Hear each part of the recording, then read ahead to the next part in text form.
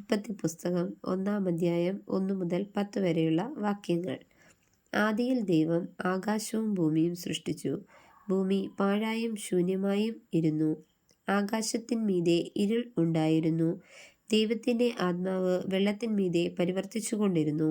വെളിച്ചം ഉണ്ടാകട്ടെ എന്ന് ദൈവം കൽപ്പിച്ചു. വെളിച്ചം ഉണ്ടായി. വെളിച്ചം നല്ലത് എന്ന് ദൈവം കണ്ടു. ദൈവം വെളിച്ചവും ഇരുളും തമ്മിൽ വേർപിരിച്ചു.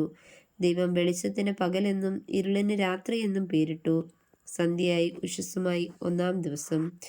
ദൈവം വെള്ളങ്ങളുടെ മധ്യേ ഒരു വിതാനം ഉണ്ടാകട്ടെ, അത് വെള്ളത്തിനും തമ്മിൽ വേർപിരിവായിരിക്കട്ടെ എന്ന് കൽപ്പിച്ചു. വിതാനം ഉണ്ടാക്കിയിട്ട് ദൈവം വിതാനത്തിൻ കീഴുള്ള വെള്ളവും വിതാനത്തിന്മേലെയുള്ള വെള്ളവും തമ്മിൽ വേർപിരിച്ചു. അങ്ങനെ സംഭവിച്ചു. ദൈവം വിതാനത്തിന് ആകാശം എന്ന് പേരിട്ടു. സന്ധ്യയായി ഉഷസ്സുമായി 2-ാം ദിവസം. ദൈവം ആകാശത്തിൻ കീഴുള്ള വെള്ളം ഒരു സ്ഥലത്ത് കൂടട്ടെ, ഉണങ്ങിയ നിലം കാണട്ടെ എന്ന് കൽപ്പിച്ചു. അങ്ങനെ സംഭവിച്ചു. ഉണങ്ങിയ നിലത്തിന് ദൈവം ഭൂമി എന്നും വെള്ളത്തിൻ്റെ കൂട്ടത്തിന് സമുദ്രം എന്നും പേരിട്ടു.